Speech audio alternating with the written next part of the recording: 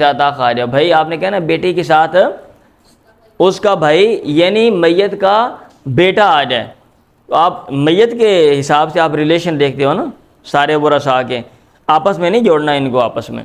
तो मैयत का बेटा आ जाए, मैयत का बेटा आ जाए, ठीक है। ये तीन इसकी हालतें ये याद हैं आपको ना भाई, बेटी की याद हैं। सेम टू सेम यही तीन हालतें हैं पोती की भी हैं।